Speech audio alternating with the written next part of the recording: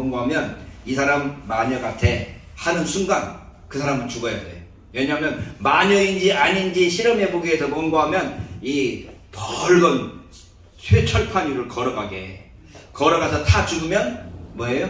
마녀가 아니네, 사람이었어. 근데 그 사람은 벌써 죽었어. 그렇죠? 쇠벌판 위를 걸어가지고 어떻게 살아나겠어? 근데 살아났어. 그럼 뭐예요? 마녀야. 그러니까 어떻게 해야 돼? 죽여야 돼.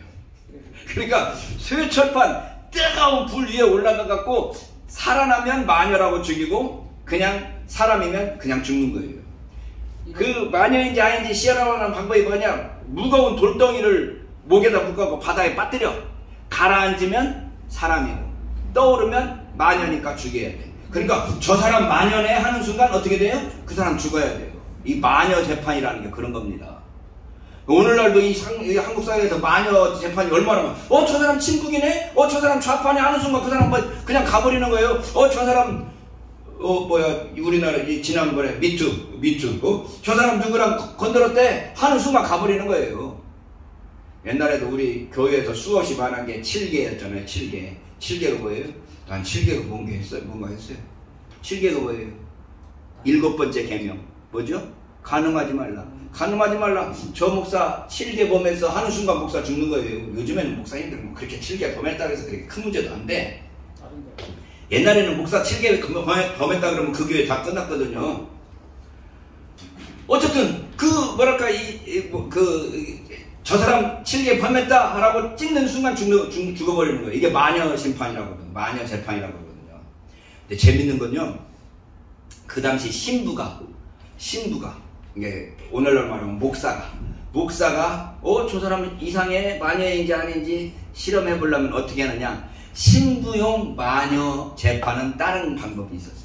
뭔 방법인가 하면 성찬식을 통해서 했어요.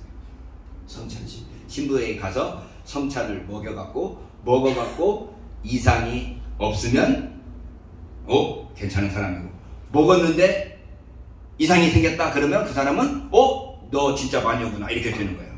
무슨 말인지 이해했어요? 지금? 잘 이해 못한 것 같아.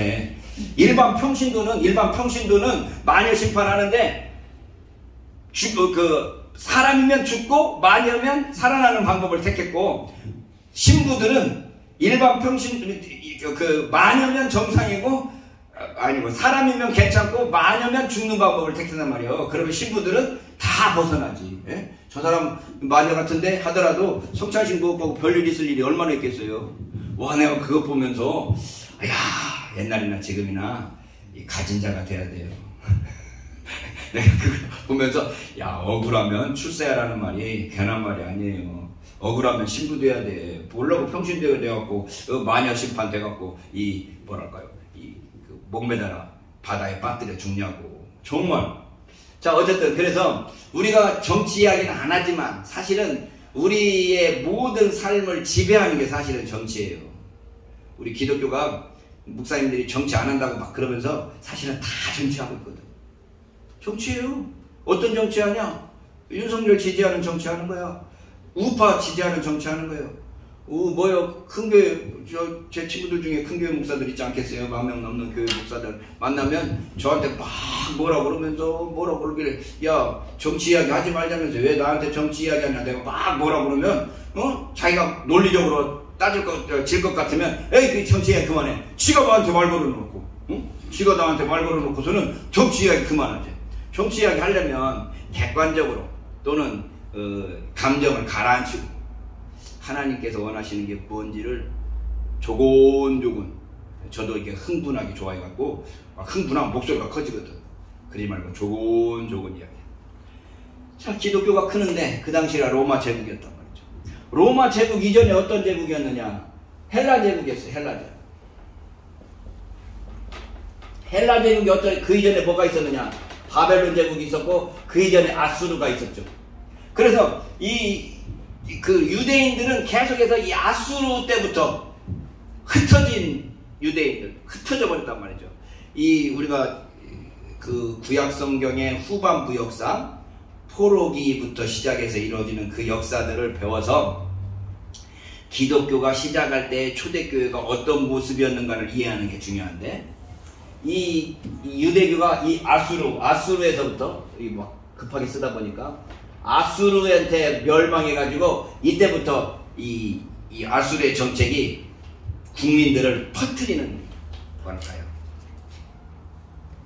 분산시키는 정책을 썼단 말이에요. 왜냐하면 이 사람들이 모여있으면 지들끼리 이 힘을 합칠 거 아니에요. 그러니까 이 사람들은 어떻든지 모여있지 않도록 흐트러뜨렸단 말이죠. 그래서 이 아수르 때부터 뭐가 생기는가 하면 디아스포라가 생기는 거죠. 디아스포라가 뭔가 하면 흩어져 있는 유대인들이죠. 한쪽에 뭉쳐있지 않고 흩어지게 했단 말이죠. 제가 중국에 갈 때마다 안타까운 게 뭔가 하면 중국의 만주, 그 만주 땅이 원래 어느 나라 땅이에요? 우리나라 땅이잖아. 고구려 땅이잖아요. 그리고 그걸 허벌판에서 사람이 안 살았어요. 근데 우리 일제시대 때 우리나라 사람들이 가서 거기를 개척해서 농토를 만들고 사람들이 살 수 있는 곳을 만들었단 말이죠. 그러면 그 땅에는 우리 조선족이 많이 살아서 조선족 자치구가 있었어요. 그런데 중국이 경제가 발전하다 보니까 이 조선족 사람들이 사방팔방으로 흩어져 갖고 지금 여러분 연길에 가도 70% 80%가 한족이에요. 조선족 별로 없습니다. 옛날에는 90년대 말만 가도 거의 그 택시를 타도 조선말로 한국말로 해도 상대방이 알아들었거든요. 지금은 택시기사 거의 다 중국 사람이에요. 한족이죠. 한족이라서 한국말이 안 통해. 왜? 다 흩어져 버린 거예요. 더더군다나 한 100만은 지금 우리나라로 들어와 있고, 조선족 중에 한 100만 우리나라로 들어와 있고, 그 다음에 조선족도 머리가 좋잖아요. 공부가 많이 됐잖아. 그러니까 사방팔방에서 이 상해니 북경이니 저쪽 남경이니 이런 쪽으로 그냥 돌아다니면서 사업하느라고 이 연길에는 조선 사람들이 없어져 버렸어요. 그러니까 그 조선족 한 분이 저한테 하는 말이, 삼성이나 LG 같은 것이 기업을 어디다 만드냐, 이 연길에다 만들어서 연길에 있는 조선족을 좀만 우대해줬으면 조선족 흩어지지도 않고 우리끼리 좀 힘을 모을 수 있었을 텐데, 그런 말 하는데, 사실 그렇게 하면 뭐 중국 정부가 가만히 있지는 않았겠죠. 그러나 좀 우리 기업이 좀 우리가 손해보더라도 우리 민족을 위해서 거기다 좀 공장을 만들고 어떻게든지 거기에 뭐라도 하려고 마음 먹었어야 되지 않겠냐 하는 생각을 하는 거죠. 어쨌든 그래서 아수르로 말미암아서 디아스포라, 유대인들이 흩어지기 시작했어요. 흩어지기 시작하니까 교회는 항상, 이 유대교는 항상 뭘 중심이었는가 하면 성전 중심의 예배였단 말이에요. 성전 예배. 성전 중심의 예배했던 것이, 성전이 멀리 떨어져 버리니까 회당 중심의 율법 종교가 돼버린 거죠. 성전 중심의 제사 종교가, 이게 성전 중심의 제사 종교. 흩어지기 전에는 유대인들이 어떻게든지 예루살렘에 모여서 예루살렘에서 하나님께 예배드리고 제사 지내게 됐는데, 그것이 중심이었는데, 이제 사방팔방으로 흩어져 버리니까 예루살렘으로 모일 수가 없어요. 그러니까 어떻게 하냐? 성전 대신 회당을 모아놓고, 회당에서 뭘 공부했느냐? 율법을 공부시켜서, 율법을 공부함으로써 회당 중심의 율법 종교로 바뀌었다 이거죠. 성전 중심의 예배 종교냐, 회당 중심의 율법 종교냐. 유대교의 모양이 달라지게 된 게 이 아수르 또는 바벨론 때의 포로로 흩어지기 때문에 그렇게 됐다는 거죠. 오늘날 여러분들이 한국 교회를 볼 때, 우리 한국의 지금 현재 개신교는 성전 중심의 예배 종교인가요? 회당 중심의 율법 종교인가요? 여러분들이 볼 때 여러분의 교회는 어떤 것 같아요? 다른 말로 말하면 이 교회에서 모여서 하나님께 예배 드리는 것이 중심인 교회냐, 아니면 모여서 성경 공부하고 하나님 말씀을 듣는 게 더 중심적인 교회냐, 이런 이야기인 거죠.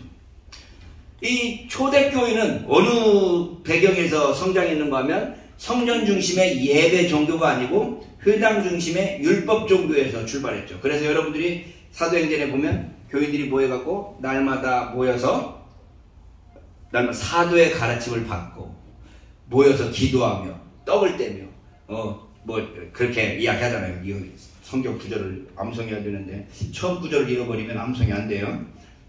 저희가 날마다 모여서 기도하기에 전혀 힘쓰니라, 그 마지막 구절 그렇게 되어 있는 거예요. 항상 모여서 회당에서 집에서 모여서 떡을 떼면서 교제하고 기도하고 사도의 가르침을 받아서 이 가르침 받는 종교가 초대교회였어요. 그런데 초대교회의 모습은 철저하게 그래서 회당 중심의 율법 종교였는데 로마 카톨릭, 로마의 국교가 딱 되면서 뭐가 중심이 되는가 하면 예배로 중심이 바뀌어지죠. 그래서 천주교는 철저하게 예배 중심이에요? 성경 중심이에요? 예배 중심이에요. 그래서 천주교는 미사가 가장 중요하죠. 여러분 미사 한 번이라도 들어보셨어요? 천주교 가서 미사 한 번이라도 참석해 보셨어요? 네. 저도 뭐 미사 참석할 기회는 없었는데 장례식 가니까 장례 미사를 지내더만요. 이 앞에 나는 뭐가 이게 의자에 이렇게 딱 그러니까 무릎 꿇을 수 있는 그 뭐랄까요 무릎 꿇지가 딱 나와요. 가지고 예배 드리다 말고 다 같이 무릎 꿇었다 일어났다 무릎 꿇었다. 내가 장례 예배 장례 미사만 가는데도 한 7번 일어나더라고. 무릎 꿇었다 일어났다 무릎 꿇었다 일어났다. 그 다음에 미사할 때 가장 중요한 게 뭔가 하면 성찬이에요. 성찬 떡을 먹는데 떡을 어디 가서 먹어요? 우리는 나눠주러 목사들이 돌아다니는데 거기는 어떻게 해요? 줄 서갖고 신부가 입에다 딱 넣어준다고. 그게 가장 중요한 거예요. 잔은 먹어요 안 먹어요? 포도주는 안 먹어요. 왜냐하면 화채설이잖아요. 화채설이니까 포도주 먹다가 흘리면 어떻게 돼? 예수님 피가 흘리잖아. 그래서 포도주는 안 먹어요. 그래서 항상 떡만 먹고 포도주는 누가 먹어요?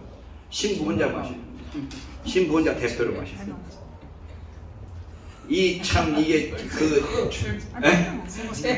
그래서 신부들이 술을 아주 좋아합니다. 술을 아주 잘 마셔요. 그 뭐랄까요? 우리나라는 지금 성찬식 할 때 이 포도주를 잔을 가질 때 각각 다른 잔 가지고 있죠. 그런데 그 천주교는 신부 혼자 마시니까 상관없어요. 근데 성공회 같은 경우는 같은 잔으로 마시거든. 같은 잔으로. 그러면 금방 뭘 먹었어요? 예수님 피. 아니 금방 뭘 먹었냐고. 그 포도주 먹기 전에 뭘 먹어? 떡을 먹고 그 다음에 이걸 보시면 떡이 떨어져 있죠. 이 속에 있는 입 속에 있던 떡이 이리로 떨어져. 그러면 이걸 또 다른 사람 먹고 다 돌면 마지막에 이 잔이 남았어요. 이 마지막 잔을 누가 먹을까요? 신부가 먹어요. 이 신부가 먹는 여기에는 뭐가 들어있어요? 전교의 떡은 그 입에서 나왔다 들어갔다 한 모든 게 다 들어있는데 그걸 먹어야 돼요. 근데 이제 나는 어린이집 지난 2월 달에 어린이집을 문 닫았는데요. 어린이집 선생님 보면 애들이 먹는 거 다 먹거든. 나는 우리 아들이 먹인 것도 못 먹었어. 우리 집사람이라나 우리 아들이 먹인 것도 더러워갖고 못 먹었는데 이게 다 나는 그래서 내 성공의 신부 안 하길 잘했다. 이거 다 돌려갖고 마지막 남은 거 내가 먹으려면 이거 여기에 막 찌꺼기도 있고 비유상한 사람 못해. 그러니까 어쨌든 지금 초대교회는 성전 중심의 예배 종교가 아니고 회당 중심의 율법 종교였는데 이 회당 중심의 율법 종교의 배경에서 예수 그리스도께서 오셔가지고 교회를 세우셔서 교회 초기의 모습은 항상 가르치고 배우고 서로 교제하면서 떡을 떼면서 이런 모습들이 주로 돼서 회당 중심의 율법 종교였는데 이게 로마 카톨릭으로 변화되고 로마 국교로 되면서 성전 중심의 예배 종교로 다시 회복되는 거죠. 교회를 높이 짓고 멋들어지게 짓고 여러분 저 바르셀로나 가보면 무슨 성당?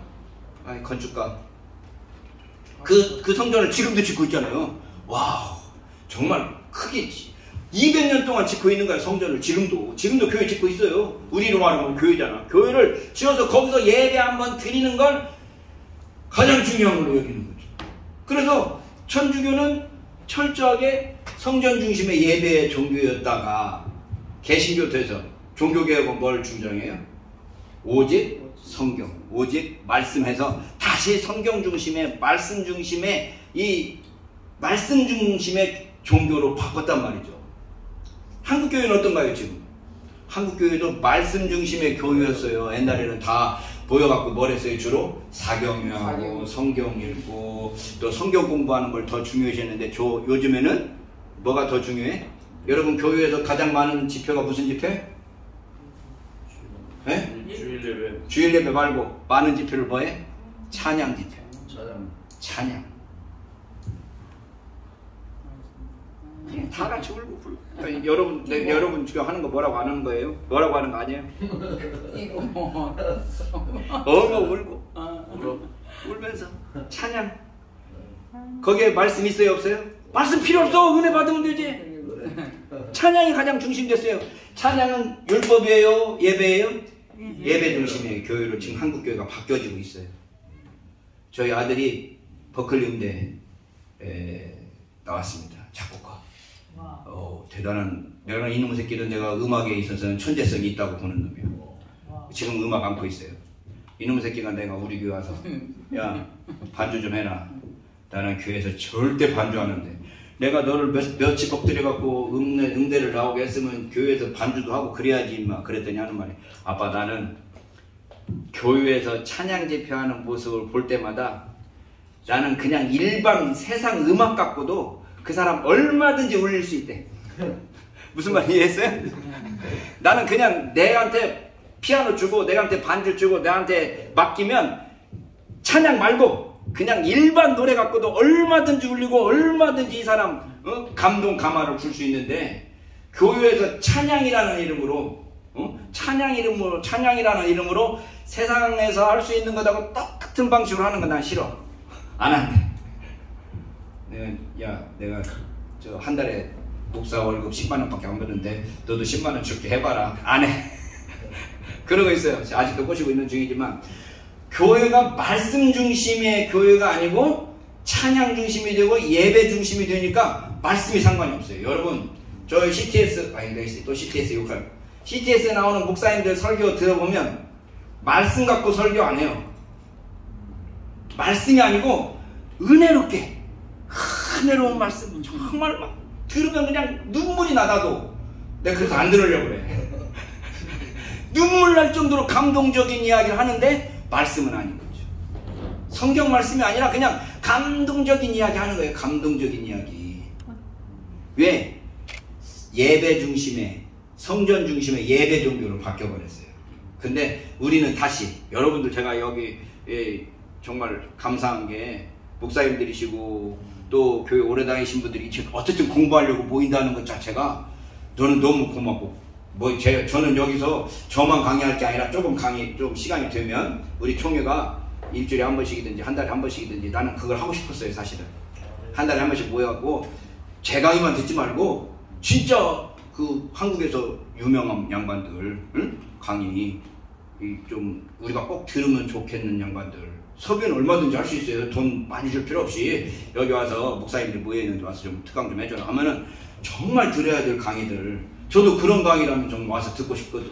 그런 분들 초청에다가 좀 듣고 이러면서 우리가 스스로 공부하려고 하는 자세를 가진다는 게 얼마나 중요한지 몰라요. 오늘 목사님께서 조금이라도 교통비라도 주겠다고 그러는데 저 안 줘도 돼요. 나는 여기 오는 것 자체가 너무 즐겁고 좋거든요. 우리 아들내미가 하는 말이 아빠는 아빠의 몸값을 좀 키워야 돼. 응? 어디 가서 공짜로 좀 강의하지 말고 돈을 좀 받고 강의해. 그러길래 내가 한 말이 옛날 성경에는 거저 받았으니 거저 주라고 그랬어. 거저 주면 하나님께서 알아서 또 하셔. 이게 목사지. 너는 변호사니까 임마 변호사 비 많이 받아. 너는 비싼 변호사 되지만 목사는 값싼 목사는 아니고 언제든지 거저 받았으니 거저 주려고 하는 그런 의식의 목사가 돼야지. 부흥사 가려는 부흥사 목사님 돼갖고 이번 강사비 얼마 줄라요? 이것부터 따지면 그게 부흥사야? 그게 목사야? 사기꾼 아니고 전 강사지? 부흥회 가려고 그러면 감사합니다. 설교해달라 하니까 감사합니다. 이렇게 가야 되는 거거든. 언제든지 오라고 그러면 저는 목사 되기 전에 목사 될 때 우리 선배 목사님들이 그랬어요. 언제든지 설교 부탁하면 거절하지 말고 무조건 가라. 그러잖아. 설교 부탁 감사합니다. 불러주셔서 감사합니다. 가야지. 시간 얼마 줄라요? 교통비는 얼마? 이런 거 따지면 벌써 싹꾼이지. 무조건 올라고 그러면 가서 말씀 전하고 또 하나님께서 주시는 대로 또 말씀 전하고 이런 사실 자세가 필요하고 공부하려는 자세가 필요한 거죠. 왜? 우리는 율법 정도에 말씀 정도로 말씀을 이해하고 말씀을 공부하는 그런 모습들을 가야 돼요. 그래서 어쨌든 디아스포라 이 회당 중심의 예배로 바뀌고 마침내 그래서 만들어진 계급이 뭔 계급이고 하면 서기관이라는 계급이 생기는 거죠. 말씀을 연구하고 적고 쓰고 하는.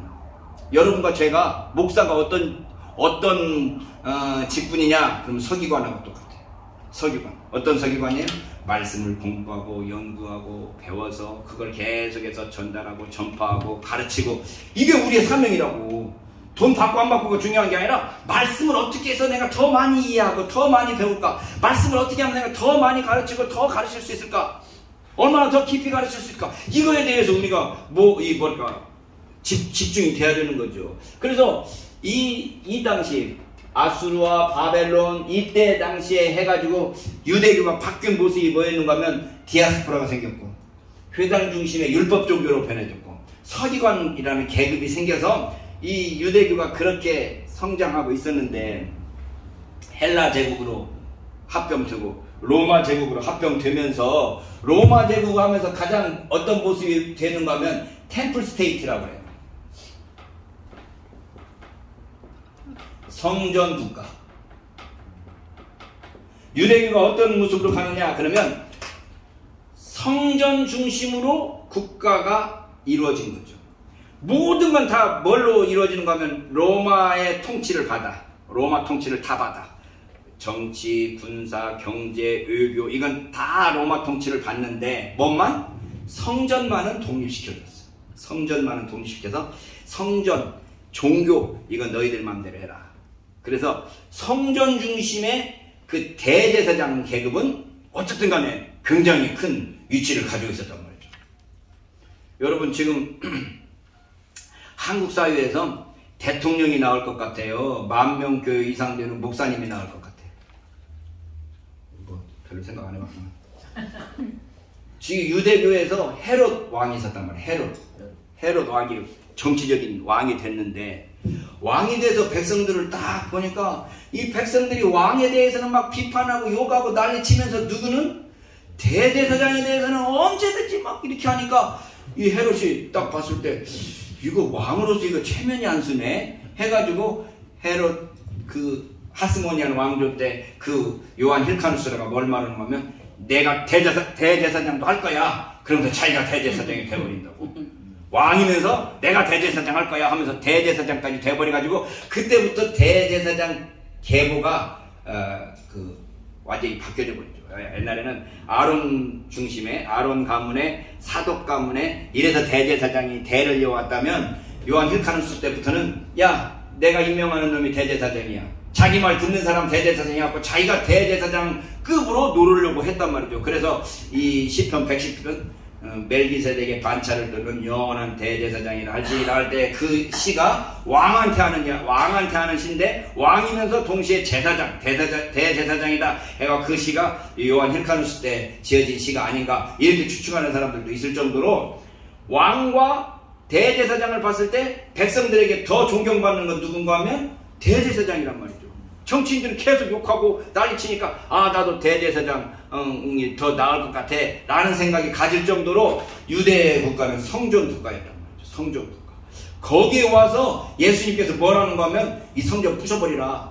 니들이 지금 하나님의 종이냐 사람의 종이냐 이러면서 그 소위 말하면 그 기득권자들에 대해서 외칠 때 백성들은 환호하는데, 이 기득권자는 저 새끼 누구야 할 수밖에 없게 돼서 결국은 그 기득권자들의 손에 의해서 예수님께서 죽게 되는 거죠. 어쨌든 이 로마 제국 당시에 기독교가 클 때 그 당시의 상황은 템플 스테이트였고, 그 상황에서 로마인들은 여기 지금 그 1페이지부터 봅시다. 황제 숭배. 황제가 가장 뭐랄까 신적인 존재였단 말이에요. 황제가 신적인 존재. 황제가 바로 모든 일을 할 수 있고 세상에다가 평화를 갖다주는 신적인 존재로 이해를 할 정도였어요. 그래서 여러분들이 잘 알고 있는 것처럼 이 시저가 캐사르라고 하고, 시저라고 하는 시저가 이 뭐랄까요, 황제 노릇을 하려다가 암살을 당하죠. 몇 년 동안 BC 몇 년이야, 3월 15일 날 죽어요. 암살 당해요. 한 명만 찌르면 한 명만 찌르면 그 한 명한테 죄가 뒤집어 쓸까봐 그 있는 그 뭐라고 그래 전체 의회 그 전체 사람들이 다 한 번씩 찔리기로 했다고. 안 찔르는 놈은 배신자야. 그러니까 다 한 번씩 찔르는 거죠. 그랬을 때 이 자기 가장 측근인 브루투스까지 찔르니까 브루투스 너 맞아 그랬다는 그 유명한 말이 있잖아요. 그 시저가 죽었음에도 불구하고 시저가 만들어 놓은 그 어떤 황제국, 황제가 될 수 있는 그 어떤 제도가 만들어졌기 때문에 그 시저가 후계자로 임명한 아우구스투스부터 이 황제 시대가 되는 거죠. 그 황제가 되었기 때문에 이 팍스 로마나가 가능하다 이렇게 말하죠. 로마 중심의 평화의 로마가 된 거죠. 왜 그랬냐? 황제의 힘이 워낙 강력하다 보니까 모든 나라를 이 황제 중심의 나라로 통일시킬 수 있는 거죠. 평화롭게 되는 거죠. 사실 이 팍스 로마나라고 할 때 평화 BC 27년도부터 AD 180년까지 약 200년 기간을 팍스 로마나라고 해서 평화 시대라고 그러지만 이 평화가 이 황제들의 독재 때문에 이루어진 평화였지. 이때 그 황제들 중에 보면 뭐가 있어요? 네로 황제도 있고, 여러분들이 갈리굴라라는 황제도 있고, 황제 사람 같지도 않은 황제들도 있었거든. 그럼에도 불구하고 왜 팍스 로마나라고 할 수 있느냐? 왕 중심의 철저한 어떤 사회 통제가 가능했고, 그럼으로써 어떻게 사회 질서가 잡힐 수 있었기 때문에 그러한 어떤 평화로운 시대 속에서 기독교가 전파될 수 있었다. 이런 이야기를 하죠. 지금 우리가 21세기를 살고 있는 우리는 지금 팍스 아메리카노 그러죠. 지금은 아메리카나 미국 중심의 평화라고 그러잖아요. 미국 중심의 평화. 근데 미국 중심의 평화라고 그러지만 미국의 힘이 얼마나 지금 약화되고 있느냐라는 걸 우리가 또 볼 수 있잖아요. 그리고 사실 미국이 최절정으로 갔던 때가 몇 년이나 되냐 그럴 때 또 그것도 또 의문이 되고, 그전에는 다 러시아하고 함께 싸웠고 미국 혼자 있다가 지금은 중국이 나타나니까 그 중국 죽이려고 지금 세계 경제를 지금 이렇게 힘들게 만들고 있잖아요. 우리는 지금 어떻게 하든지 미국 편에 서서 어떻게 하려고 노력을 하는데, 이 미국 편에 쓴다라는 게 이게 반드시 우리나라한테 유익한지에 대한 고민을 해봐야 되죠. 우리 기독교에서는 무조건 다 미국하고 가까이 하고 미국이 우리나라를 구해줬기 때문에 은인이라고 그러면서 미국 편에 들어야 된다고 그러지만, 미국이 지 나라 이익 없이 우리나라 도와줬겠어요? 지 나라 이익이 있으니까 도와줬다고. 그걸 이해하면 우리가 미국을 이용할 수 있으면 이용해가지고 우리나라의 유익을 따져야 되는 게 사실은 외교관, 정치인들이 해야 될 일인데 좀 안타까움이 있죠. 중국하고 미국하고 싸울 때 우리는 우리 이익을 최대한 키워야 돼. 예? 우리 이익을. 제가 우리 학교 엑치에서 쫓겨나갈 때 왜 쫓겨났냐? 교수하고 총장하고 싸우길래 내가 학생들한테 뭐라고 말했는가 하면, 이 기회에 너희들은 너희들의 이익을 최대한 받아내라. 내가 학생들한테 그랬거든. 교수하고 총장하고 싸우는데 총장 편 들지 마, 교수 편 들지 마. 니들은 니들 위해서 니들이 가장 그 이익이 뭔가를 생각해서 그걸 추구해. 그랬더니 한 놈이 와봐. 우리가 신학교를 뭐 돈 때문에 온 줄 압니까? 몇 분의 이익 때문에 온 줄 압니까? 진리 때문에 왔습니다. 진리는 연병. 바보 멍충이들. 이쪽에도 이용당하고 저쪽에도 이용당하고 잘린 놈은 홍찬혁밖에 없어. 아니 니들 위해서 싸워라 그렇게 말하는데 못 알아들어. 중국하고 미국하고 싸운다 그러면 우리나라를 위해서 야, 이 중국도 이용하고 미국도 이용할 수 있는 방법이 없을까? 이걸 막 싸우고 해야 되는데 얼른 미국 편 들어버리고 얼른 일본 편 들어버리고, 이런 병신들. 이 좋은 기회를 지금 또 놓치고 있는 거예요. 미국이 우리나라한테 지금 자꾸 동맹 막 그러잖아요. 동맹을 요구한다는 건 뭔 말인가 하면 미국의 힘이 그만큼 약해졌다는 거예요. 강하면 동맹 필요 없어. 내 말 들어. 이러면 돼. 무슨 말인지 알았어요? 그 전까지만 해도 동맹 그거 별로 강조 안 했습니다. 미국이 우리나라한테. 동맹 강조 안 했어요. 내 말 들어.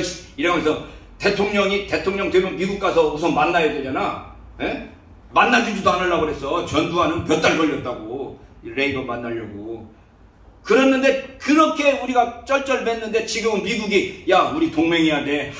한미일 이건 우리나라 위상이 그만큼 커졌다는 말도 되고 미국이 그만큼 약해졌다는 말도 돼요. 그럴 때 어떻게 하면 우리의 이익을 위해 살까? 이걸 추구해야 된단 말이죠. 그러니까 우리가 지금 이 정세 속에서도 봤을 때 지금의 상황에서 팍스 아메리카나가 무슨 의미인가를 고민해봐야 되고 왜 이 사람들이 이렇게 말할까에 대해서 고민하면서 제가 맨 처음에 지금 이야기했던 것처럼 행간을 읽을 수 있는 능력, 얘네들이 이렇게 말할 때 지난때 이렇게 말했는데 왜 지금 이렇게 말할까에 대해서 그걸 읽을 수 있는 능력을 키워서 우리의 이익을 최대한 할 수 있어야 되는데 이 팍스 로마나라고 하지만 실제로 평화는 황제 중심으로 이루어졌고 황제 중심으로 이루어졌기 때문에 황제가 아무리 잘못되더라도 그 체제들은 계속 나갔다는 말이죠. 그 속에서 기독교가 뭘 주장해서 그렇게 밑으로 뭐랄까 사람들에게 지지를 얻었느냐 그러면 기독교는 희생을 강조했거든. 로마는 힘을 가지고 지배하고 다스리고 정복하는 걸 강조했어. 힘을 강조했는데 기독교는 예수님이 십자가에 달려 죽으신 그 모습을 통해서 예수님처럼 낮아져라, 희생해라, 봉사해라, 죽어라 이걸 가르치니까 사람들이 어떻게 저럴 수 있지? 이런 감동이 다른 사람들한테 있었던 거죠. 그런 감동으로 사실 복음을 전했어요. 그런데 기독교가 딱 되면서부터는 감동으로 전하는 게 아니라 뭘로 전하는 거 하면 힘으로 전해야죠. 안 믿어? 정통이야 이단이야? 힘으로 전하니까 갈수록 이제 힘싸움이 돼버리는 거죠. 기독교의 진짜 초기 기독교의 모습은 예수님의 희생정신, 예수님의 그 뭐랄까 십자가 정신으로 밑에서 섬겼다고. 그래서 전염병이 퍼졌을 때 기독교가 팍 퍼졌다고 그러잖아. 왜냐? 전염병자들한테 사람들이 접근하지 않는데 기독교인들이 가서 그들을 물먹이면서 싸워주고 같이 전염병 걸리면서도 같이 그들을 돌봐준 거예요. 옛날에 그 어디야 미국 쪽에 문둥이들이 사는 섬이 있었어요. 그 섬에 신부가 가거든요. 가서 복음을 전하러 가는데 문둥이들이 하나도 안 믿는 거죠. 자기 아파갖고 지금 손가락 잘라나가고 발가락 잘라나가고 문둥병으로 막 지금 굶어 죽고 지금 죽고 있는데 신부가 와서 예수 믿으라는 믿겠어요? 근데 신부가 문둥병에 걸립니다. 그럴 때 그 사람들한테 말해. 여러분 저도 이제 문둥병자가 되었습니다. 그러면서 그들과 함께 예수 믿으라고 그러니까 그들이 변화돼요. 문둥병자가 되니까. 와 그거 제가 고등학교 때 읽었거든요. 그거 읽고 아 나도 신부가 돼야 되나 그런 생각이 있어요. 그런 희생, 그런 낮아짐, 그게 우리 기독교의 모습이라는 거죠. 그걸로 변화시킨 거예요. 사회를 그걸로 막 힘으로 변화시키는 게 아니고 우리 주님께서 하시는 말씀이잖아요. 세상 사람들은 위에 올라가서 군림하고 압제하지만 우리는 그렇지 않은데 밑에서 섬겨라. 그래야 진짜 큰 사람이 된다. 이렇게 말하잖아요. 이게 중요한 거거든요. 기독교가 지금 현재의 기독교가 왜 개독교라는 소리를 듣냐? 자꾸 힘으로 밀어붙여. 힘으로 밀어붙여서 이것도 하고 저것도 하고 안 되면 그냥 막 데모하고 머리 깎고. 저는요 오늘 제 이야기를 많이 해서 죄송한데 저는 대학 다닐 때 예수 믿는 사람은 데모하면 안 된다고. 뭐 하라고? 데모하지 말고 뭐 하라고요? 에? 기도하라고. 나는 기도만 했어요. 정말 데모 한 번도 안 하고. 애들 막 제가 최고 데모 심할 때 대학 다녔거든요. 돌멩이 던지고 화염병 던지고 우리 애들 막 그냥 다치고 나가는데도 여러분 예수 믿으십시오. 막 그 화염병 터지는 곳에 나 기타 치면서 노래 부르면서 다 와서 우리의 기쁨을 보라 하면서 막 예수 믿으라고 떠들었거든. 데모하지 말라고 기도하라고 해서. 근데요 DJ 정권, 노무현 정권 때 가장 앞장서서 데모한 사람이 누군 줄 알아요? 목사님들이에요. 머리 깎고 막 난리 났어. 아니 우리 보러 데모하지 말라고 그러더니 왜 자기들은 데모하지? 내가 그때 완전히 나는 DJ 편이거든요. 나는 노빠예요 지금도. 나는 지금도 노무현 대통령 생각하면 눈물이 줄을 나. 근데 노무현 대통령 때 막 목사들이 막 머리 깎고 막 난리 치는 거야. 아니 데모하지 말라더니 내가 그래서 다시 본 거예요. 목사님 데모하지 말라는 거 다 잘 생각해 보세요. 왜 데모하지 말라고 그러죠? 그러니까 우리가 정치적인 이야기들 막 안 하면서 안 한다고 하면서도 사실은 막 자기들 힘을 막 자랑하는 거야. 그러니까 개독교 소리 듣는 거예요. 기독교가 정말 낮아져서 봉사하고 섬기고 이름 없이 빚도 없이 그러면 존경받죠. 뭐랄까 이거 더 그리스 로마 신화도 좀 더 해야 한다고. 제가 들었던 감명 깊은 이야기 중에 두 가지만 지금 생각나는 게 하나는 뭔가 시골에서 목회하는 목사님이 자전거 타고 이제 신방을 가려고 가고 있는데 저기서 싸우는 소리가 들려서 들어봤더니 자기 교회 집사들 둘이 싸우고 있더라는 거예요. 아이고 내가 목회를 잘못했나 보다. 어떻게 교회들 집사들끼리 싸우고 있냐. 그래도 목사가 싸우는 걸 봤으니 이 말리러 가야 되겠고 그래서 자전거 끌고 가서 만나서 왜 싸워요? 그랬더니 집주인하고 보일러 놓는 사람하고 둘이 싸우고 있는 거예요. 왜 싸워요? 그랬더니 집주인 하는 말이 이 양반한테 내가 보일러를 고치라고 그랬더니 이 보일러가 어디서 샌지 모르고 어떻게 된지 몰라갖고 다 뜯어가지고 이렇게 해야 되기 때문에 한 3일 정도 걸리고 3일 정도 하면 이 얼마 정도 나온다고 그래서 내가 얼마 줬어. 그때 이 양반은 이 보일러 공사는 내가 공사해보니까 의외로 쉽게 문제된 것이 발견돼갖고 하루 만에 끝났어. 그러니까 나 하루만 일당 받으면 돼. 그러니까 나는 하루만 받으려고 하는데 이 사람이 자꾸 3일치를 주네. 네? 이해됐어요 지금? 네. 집주인은 네가 원래 견적 낸 게 3일치니까 3일치 받아 그렇게 싸우고 있고 이런 사람은 나는 하루밖에 안 했으니까 하루치만 주시라고 그렇게 싸우고 있다는 거야. 이게 예수 믿는 사람이 싸우는 거지. 아멘. 네? 아멘. 어느 교회 목사님이 시골교회 목사님이 목회를 아주 잘하고 있었는데 동네 처녀가 애기 낳더니 애기를 목사님한테 딱 던지면서 이거 목사님 애기예요. 키우고 하고 도망가 버렸어. 교회가 어떻게 되겠어? 저 새끼 알고 봤더니 처녀 건드렸고 애기 낳는 나쁜 새끼냐. 교회가 풍기박산되고 각시 도망가 버리고 난리치고. 근데 목사가 그 애기를 데리고 젖동량 하면서 애를 키우는 거예요. 사람들이 다 손가락질하지. 저 새끼는 왜 떠나지도 않고 여기서 애기 키운다냐. 몇 년 지난 뒤에 그 애기 엄마가 와갖고 엉엉 울면서 목사님 잘못했습니다. 자기가 거짓말했습니다. 근데 목사님 왜 여기에 이제까지 계셨습니까? 하니까 목사님이 하시는 말씀. 네가 언젠가 올 텐데 내가 어디로 가버리면 네가 애기 찾는데 얼마나 힘들겠냐. 기다린 거야. 이게 목사지. 야, 난 이런 이야기 할 때마다 눈물 나. 어? 왜 눈물 나냐? 나는 그렇게 못해. 이 개새끼를 죽여버리니까. 아, 그런 목사님. 이런 멋진 목사님. 이러면 세상이 존경하지. 처음에는 막 손가락질 하다가도. 네? 총회장이 됐어요, 그분이. 네? 총회장이 됐어요. 총회장님 됐어요? 예, 예. 몰라. 거기까지만 알아, 내가. 네? 정말 그런 목사님들이 돼야 되지 않겠어요? 아멘. 이 교회가 로마 시대의 그 압제, 황제의 그 통치, 그런 어려운 시기에서도 교회가 성장하고 급속도로 황실에까지 복음이 전해질 수 있었던 그 힘은 뭐냐? 낮아지고 겸손하게 섬기면서. 숫자가 중요하잖아요. 나는 우리 한국교회 뭐 800만, 1000만 난리치는데 난 별로 중요하지 않아요. 단 몇 명이라도 진짜 예수 믿는 사람, 진짜 복음으로 섬기고 일하는 사람, 그 한두 명이면 세상 변화시켜요. 아멘. 목사님들 중에, 아니면 장로님들 중에, 또는 국회의원들 중에 진짜 한 명만이라도 자기를 희생해서 이 나라와 이 민족을 위해서, 교회를 위해서 희생할 사람이 있다 그러면 교회 이렇게 욕 안 한다. 그래, 그 사람이 없는 거죠. 어쨌든 그리스 로마 신화는 너무 복잡해. 그래서 학자들끼리도요, 그리스 로마 신화가 제대로 정비된 게 없어.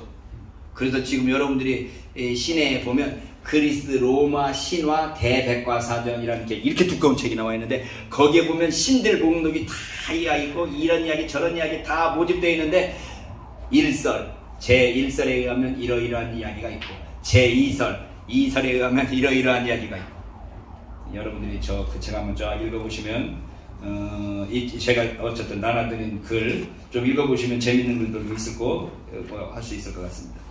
그래서 이렇게 그리스 로마 신화가 이렇게 있다 보니까 세상 사람들의 종교 생활은 어땠는가 하면 황제를 숭배하든지 눈에 보이는 신을 숭배하든지 아니면 완전히 미신 속에 들어가든지 아니면 좋은 방법이 뭔가 하면 밀의 종교라고 그래요. 비밀스러운 종교 속에 몰입된다고. 요즘에 JMS 정명석이가 지금 이렇게 히트치고 있잖아요. 대단한 사람이지. 대단한 사람이야. 나는 문선명 밑에서 배웠다라고. 지난번에 진 목사가 물어볼 때 내가 대답을 찾아봤더니 통일교 밑에서 공부하다가 문선명 때는 지났어. 이제 내 때야 하면서 나온 게 이 정명석이야. 이거 대단한 사람인 거예요. 가지고 지금도 1000명 넘는 여자들이 시집도 안 가고 신의 은총을 기다리면서 저쪽에 같이 있대요. 밀의 종교, 비밀스럽게 하는 것들이 로마 교회에 이렇게 퍼져 있었을 때 기독교가 그런 신비 종교, 밀의 종교들 사이에서 진짜 아까 말했던 그 희생, 사랑, 봉사, 섬김 이런 걸로 그들한테 파고 들어간 거죠. 오늘날 저는 한국 기독교를 이렇게 공부하면서 또는 이렇게 배경들을 공부하면서 한국 기독교하고 한번 자꾸 이렇게 비교해보고 어떻게 해야 될 것인가를 고민해보게 됩니다.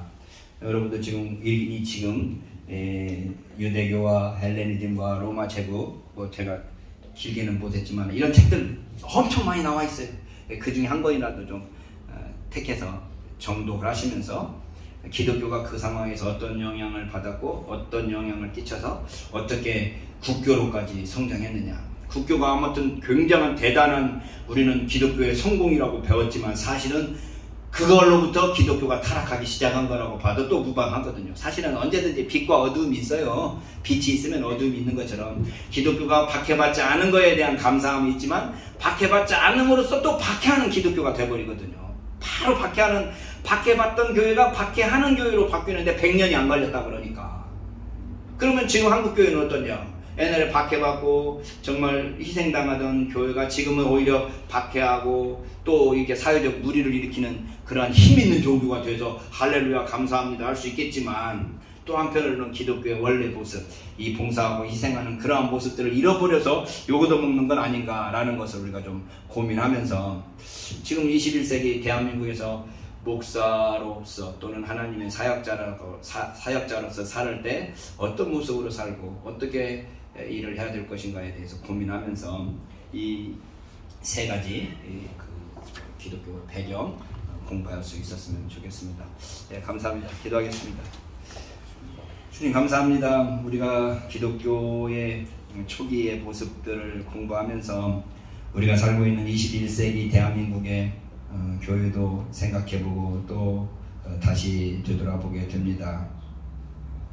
우리를 이 시대에 하나님의 종으로 부르셨사오니 더욱더 겸손하고 또 정직하게 주님의 뜻을 분별하면서 주님께 영광 돌릴 수 있는 우리 모두가 되도록 지혜와 명철을 허락하여 주시옵소서. 주께서 우리 가운데 함께 하시기를 원하옵고 예수 그리스도의 이름으로 간절히 기도드리옵나이다. 아멘. 감사합니다.